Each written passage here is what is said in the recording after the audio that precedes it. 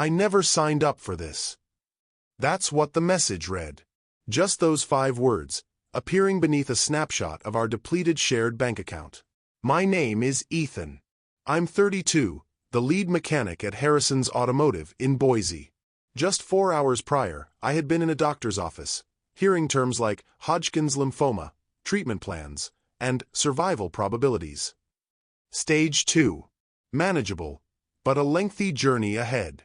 I contacted Olivia from the hospital parking area. Asked her to meet me at our place so we could have a conversation. She responded that she was occupied, running errands, and would return later. Upon arriving home, I noticed half the wardrobe was empty. Her travel bag was gone. Our wedding picture was missing from the bedside table. Then the text arrived, accompanied by the image showing she had moved our entire savings, $38,000 we had accumulated over 5 years, to an account solely under her name. I stared at the notification for a full 60 seconds. Typed back a brief response. Be safe. Following that, I set my phone aside, opened a beer, and sat on our rear patio, observing the setting sun. I didn't weep. I didn't break anything. I simply sat there, feeling the weight of everything around me shift. The illness I had to confront was one thing. The disloyalty was something else entirely. My neighbor, Kevin, saw me sitting there and approached the dividing fence. Is everything okay? I saw Olivia speed away earlier with her vehicle loaded up. Received some health updates, I replied. She didn't react well. Kevin nodded understandingly, not pressing for more details. Let me know if you need anything. His wife, Sarah, makes a fantastic pot roast. Appreciate it, I said. After he went back inside, I went into the house and retrieved the folder my uncle, Mark, had given me the previous month. He had retired from estate planning the year before, but still kept involved. When my grandfather passed away in March and bequeathed me that small piece of land up north, Mark had assisted me with the legal documents. Everyone needs their affairs in order, he had advised. Especially when you're married. Protect one another. I had started the process, updated my will, and listed Olivia as a joint owner on the '69 Chevrolet Camaro I had restored, although I hadn't yet submitted the final paperwork to the DMV. I had also established a secondary account at a different financial institution for the proceeds from the land sale once it was finalized. All to safeguard us, to protect her. It's ironic how things turn out. I picked up my phone and called Mark. When he answered, I said, "Remember that discussion we had about estate planning? I need to make some adjustments." There was a brief silence. Is everything all right, Ethan? No, I said. But it will be. I first met Olivia at my friend Chris's wedding in 2016. She worked as a legal assistant at a law firm downtown. Intelligent, quick-witted, and beautiful. We moved in together 6 months later and got married the following year. The initial years were pleasant. We saved money for a house and found a run-down property in a good neighborhood. I spent weekends replacing kitchen units, refinishing hardwood floors, and installing new plumbing fixtures. Olivia selected paint colors and furniture. She posted before and after photos online, calling us a successful renovation story. My father passed away when I was 13. My mother raised my sister and me on a teacher's salary. She taught us to work diligently, live within our means, and always have a contingency plan. After my mother passed away 2 years ago, that backup plan became even more crucial to me. Olivia came from a different background. Her parents provided her with everything: university fees, a new vehicle every few years, and a down payment for our house. They never quite understood why she married a mechanic. Her father, a corporate attorney, consistently introduced me as Olivia's husband, instead of using my name. Looking back, I can see the initial signs of trouble developing well before my diagnosis. 3 months prior, Olivia began discussing a potential move to Portland. She mentioned better career prospects there. I resisted. My job was stable, we had friends in Boise, and the mortgage was nearly paid off. She became quiet after those conversations, distant, and spent more time with friends I had never encountered. Then came the subtle remarks that hurt more than they should have. Don't you aspire to do something more with your life than just repairing cars? My college roommate's husband just became a partner at his firm. They're building a holiday home. Sometimes I wonder what might have happened if I had moved to Denver after graduation instead of staying here. I overlooked the warnings, telling myself that every marriage experiences difficult periods and that we would overcome it. When I discovered a business card for an apartment complex in Portland tucked inside her handbag, I still didn't confront her.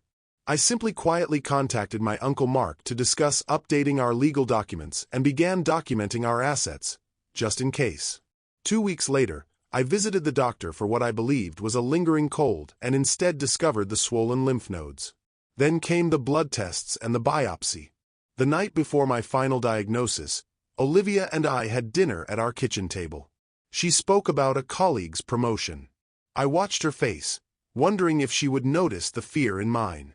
"Is everything all right?" she finally inquired. "Yeah," I lied. "Just tired." She nodded and continued eating, not pressing further, not really looking at me. That should have revealed everything I needed to know. 3 days after Olivia left, I started chemotherapy. The initial session affected me more profoundly than I had anticipated. The nurse guided me to a reclining chair, connected the 4-line, and asked if my ride was waiting. "Took a ride-sharing service," I replied. "My wife is out of town." She gave me a look I couldn't quite interpret, then patted my arm. "The first one is the toughest. You'll get through this." I nodded, not trusting my voice. I hadn't informed anyone except Kevin next door that Olivia was gone permanently, not just out of town. Somehow, verbalizing it would make it more tangible, more shameful. Upon returning home, I found a pot roast on my front porch with a note from Kevin's wife. "Made too much. Enjoy." I knew it wasn't the complete truth, but I appreciated the gesture nonetheless. I attempted to eat, but couldn't keep anything down and ended up on the bathroom floor, sweating and trembling, alone. That evening, I called my sister, Clara, in Seattle. I told her everything: the cancer, Olivia, the money. She wanted to drive down immediately, but I asked her to wait, as I needed to sort some things out first. The following morning, I contacted my bank and discovered Olivia had emptied our accounts 40 minutes after my call from the doctor's office, before she even knew the specifics. Just knowing I was ill was enough for her to flee. Something within me shifted. The sadness solidified into something else, not exactly anger, but a sense of purpose. I drove to my Uncle Mark's residence that afternoon, bringing all our financial papers, property records, everything. "She can't simply take your money like that," he said, reviewing the statements. "Joint account," I reminded him. "Her name is on it too." Mark removed his reading glasses. "Ethan, what she did wasn't just insensitive. It might have been illegal. Taking all the funds when she knows you're sick, knows you'll have medical expenses." "Can I prove that?" "That she knew?" He pondered for a moment. "Phone records would show you called her right after your appointment. The bank statement indicates when she made the transfer. If you documented your diagnosis date." I pulled out my phone and showed him the text she had sent. "I never signed up for this." Mark's expression hardened. "That's quite damning." We spent the next 3 hours outlining a strategy: the Camaro title transfer, the land sale, my health insurance and treatment costs, documenting everything. As I left Mark's house, my phone vibrated. An email from Olivia's cousin Megan, who had always been friendly towards me, read, "Ethan, I heard what happened. I'm so sorry. I don't know what Olivia is thinking. Just wanted you to know I'm here if you need anything." I stared at the message for a long time, then replied, "Does Olivia know about my diagnosis?" Megan's response was swift. "Yes. She told everyone you have cancer but said she couldn't handle it and needed a fresh start. My whole family is shocked. This isn't right." I thanked her and put my phone away, driving home with the windows down, feeling the summer breeze on my face. For the first time since the diagnosis, I felt clarity. I knew exactly what I needed to do. 2 weeks into treatment, I received a letter from Olivia's attorney. She was seeking a divorce, citing irreconcilable differences.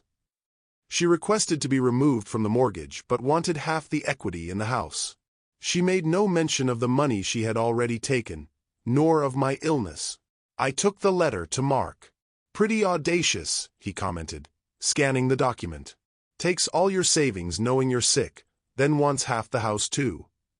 "What should I do?" "Don't respond yet," Mark advised.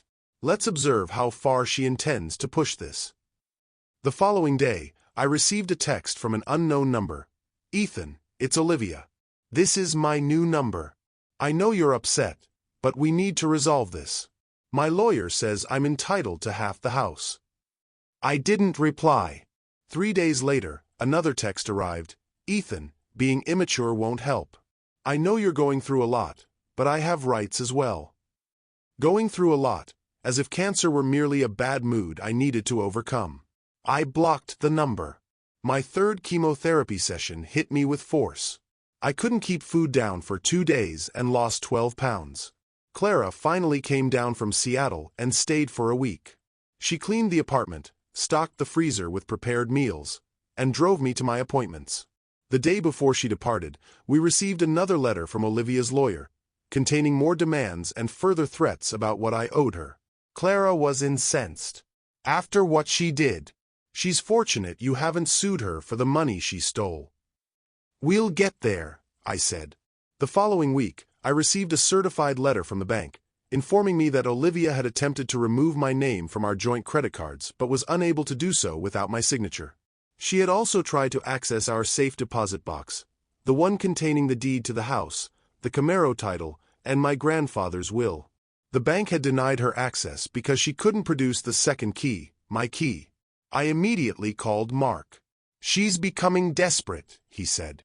"Probably realized she left some loose ends." "What's my next step?" "Let's close that safe deposit box and move everything to a new one under your name only. And I believe it's time to file those title changes for the Camaro." I took a day off from work, although every day felt like a sick day now. I went to the bank, closed the old box, and opened a new one. Then I went to the DMV and removed Olivia's name from the title that had never been finalized. That night, another text arrived from a new number. "You changed the Camaro title? That car is half mine. You put my name on it." I stared at the message. How did she already know? I had only submitted the paperwork that morning. Then it dawned on me. She must have someone at the DMV providing her with information, or perhaps at the bank. Someone was monitoring my actions. I called Mark. "I think she has assistance.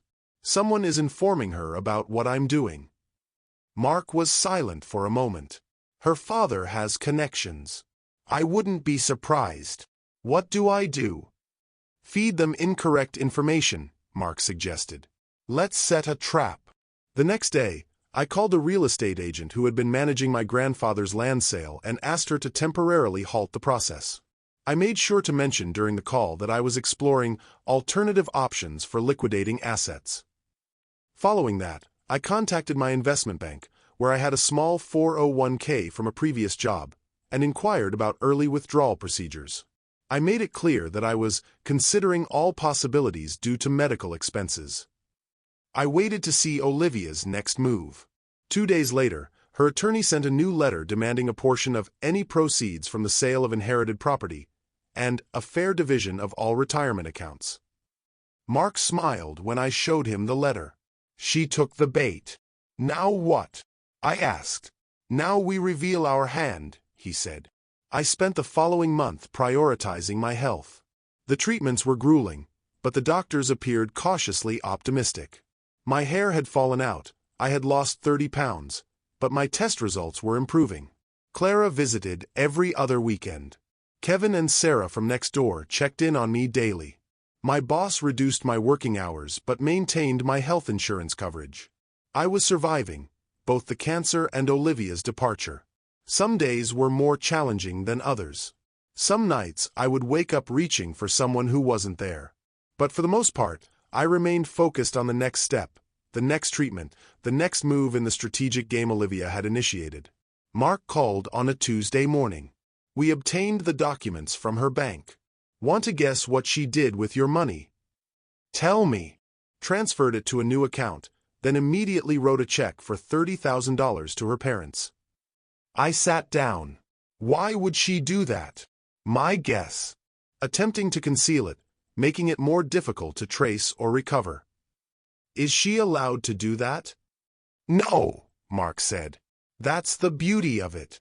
She transferred joint funds during a known medical crisis, then attempted to hide the money through a third party.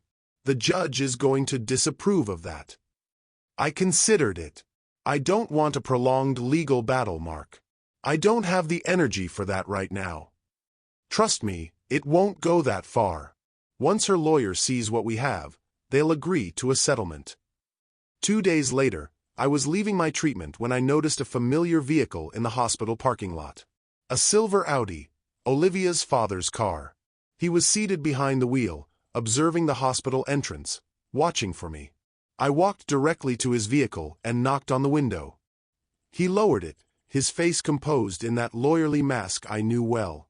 Ethan, you look unwell. Cancer tends to do that. Why are you here? Olivia is concerned. She says you're being unreasonable regarding the divorce proceedings. I almost chuckled. Is that what she calls it? Unreasonable.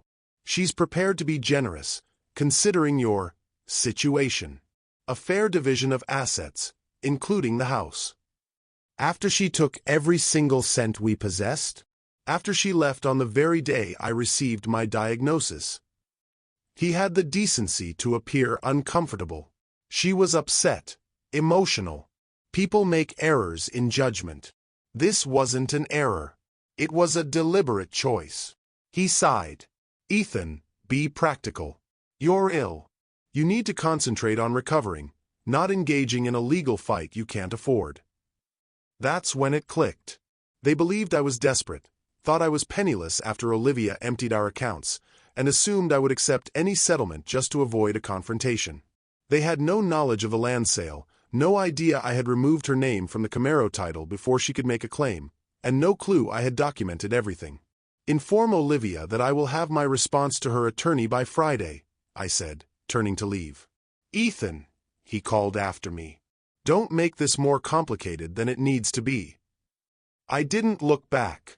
On Thursday, I met with Mark and the real estate attorney he had brought in, Sarah Miller. We reviewed everything, the bank records showing Olivia's withdrawal immediately following my diagnosis, her text message, Megan's witness statement confirming Olivia's knowledge of my cancer, and the check to her parents. This is a clear case of financial abandonment, Sarah stated. Furthermore, there was an attempt to conceal marital assets. No judge will view this favorably. So, what's our strategy? I asked. We will file our own divorce action, she replied. We will demonstrate abandonment during a medical crisis, financial misconduct, and attempted concealment of funds. We will request the full recovery of the missing funds, plus legal fees. Will that be effective? I asked. Sarah smiled. I've never encountered a more straightforward case. However, I don't believe it will go that far. Once they see what we possess, they will concede. And if they don't, then we proceed to court, and she will lose everything, including her reputation. For the first time in months, I experienced something akin to hope. On Friday morning, Sarah sent our response to Olivia's lawyer, a complete divorce filing with all the supporting evidence attached, including bank records, text messages, witness statements, and medical documentation, all presented in stark, clear detail. By noon, Olivia's lawyer requested an emergency meeting. That was quick, I remarked to Mark over the phone. They weren't expecting you to have ammunition, he said. They assumed you were too sick, too broke, or too defeated to fight back. The meeting was scheduled for Monday. I spent the weekend resting, preparing mentally. On Sunday night, I received a text from yet another new number. This is cruel, Ethan. I made a mistake, but this is vindictive. My parents can't return the money right now. You're trying to ruin me. I stared at the screen. Vindictive. I wasn't the one who abandoned a sick spouse and stole their life savings. I wasn't the one hiding behind lawyers and parents. For the first time, I texted back, actions have consequences. On Monday morning, I met Mark and Sarah at her office. They wanted me present but advised me to remain silent unless directly questioned. Olivia arrived with her father and her lawyer, a slender man with expensive spectacles and a perpetual scowl. She looked well tanned and rested, as if the past few months had been a vacation while I had been fighting for my life. She avoided my gaze. Her lawyer spoke first. "We have reviewed your filing. While we disagree with your characterization of events, my client is willing to negotiate a settlement to avoid unnecessary conflict." Sarah smiled. "Let me be clear. This is not a negotiation. It's a courtesy meeting before we proceed to court. Your client abandoned her husband upon his cancer diagnosis, emptied their joint accounts, attempted to conceal those funds through her parents, and then demanded additional assets. We have documented everything." Olivia shifted in her seat. Her father leaned forward. "Surely we can reach a reasonable—" "Your daughter transferred her husband's medical emergency funds to you," Sarah interjected. "We have the check records. Will you be returning those funds today, or shall we add you to the lawsuit for accepting fraudulently obtained marital assets?" The room fell silent. Olivia's lawyer cleared his throat. "What exactly are you demanding?" Sarah outlined our terms: the full return of the $38,000, Olivia to relinquish all claims to the house, the Camaro, my grandfather's land, and my retirement accounts, and she would assume responsibility for all legal fees. In exchange, I would not pursue criminal charges for financial fraud and abandonment. "This is extortion," Olivia's father muttered. "No," Sarah replied calmly. "Extortion is what your daughter committed. This is justice." The meeting concluded with Olivia's lawyer requesting 48 hours to consider our terms. As we exited the conference room, Olivia attempted to make eye contact with me, but I walked past her without slowing down. In the elevator, Mark squeezed my shoulder. "You did well in there." "I didn't do anything," I said. "Just sat there." "Sometimes that's the most difficult part," he replied. 2 days later, Sarah called. Olivia had accepted all our terms. Her parents would return the full $38,000 within 30 days, and she would sign the papers relinquishing all claims to our property. "It's over," Sarah said. "You won." But it didn't feel like a victory. It felt like the conclusion of something I had once believed would last forever, like closing a book halfway through the story. Still, for the first time since my diagnosis, I slept through the entire night. The settlement money arrived exactly 30 days later, a cashier's check for the full $38,000. I deposited it immediately, then called my oncologist's office to make a payment on my medical bills. The nurse who had been with me from the initial treatment, Emily, was at the front desk when I arrived. "You're looking better," she said. "Your numbers came back good last week." "Feeling better too," I replied, handing over the check.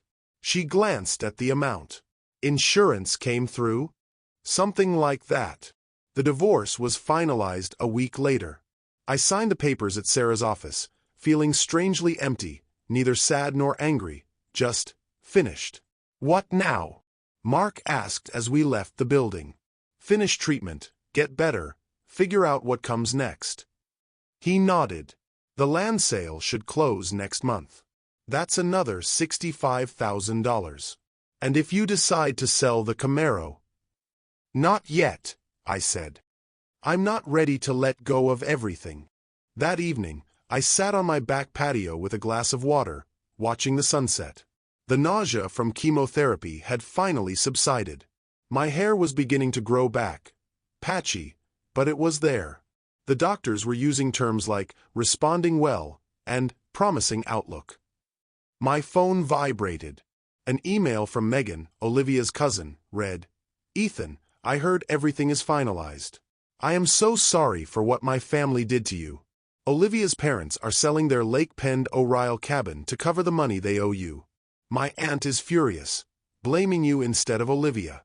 But I wanted you to know that some of us understand what truly happened. I hope you're doing better. You deserve that much." I put my phone away without responding, no longer needing to engage with Olivia's family drama. It was time to focus on healing, on rebuilding, on whatever the future held. 6 months later, my oncologist uttered the words I had been waiting for, Complete remission. I sat in her office, allowing the news to sink in. Not cured, lymphoma could always return. But for now, the cancer was gone, the battle won. What happens now? I asked. Regular checkups, blood work, scans every 6 months. But for now, Ethan, you go live your life. That evening, I made 2 phone calls. First to Clara, who screamed with joy, then to my friend Ryan in Butte, who had been offering me a position at his custom auto shop for years. Still have a spot for me? I asked. Hell yes, he replied. When can you start? A month later, I sold the house in Boise, using the funds to purchase a small cabin outside Butte. 2 bedrooms, a garage spacious enough for my tools and the Camaro, and mountains visible from every window. The day I drove out of Boise, Kevin and Sarah from next door came to bid me farewell. Sarah handed me a pot roast for the journey. I thanked them for everything. The meals, the lawn care, the quiet support when I needed it most. You doing okay? Kevin asked. Really okay? I considered it. Getting there. 3 months into my new life in Montana, I received a text from an unfamiliar number. It was Olivia again. I heard you're in remission. I'm glad. I know you won't believe this, but I think about you often. I made a terrible mistake. I was scared and selfish. I'm sorry, Ethan, for everything. I read it twice, contemplating whether to respond. Ultimately, I typed back just 4 words. I survived. Be well. Then I blocked the number, put my phone away, and went to work on the Camaro, not to sell it anymore, but to keep it, to restore it again, this time solely for myself. Some things, once broken, cannot be repaired. But others can be rebuilt, stronger than before. I was one of them.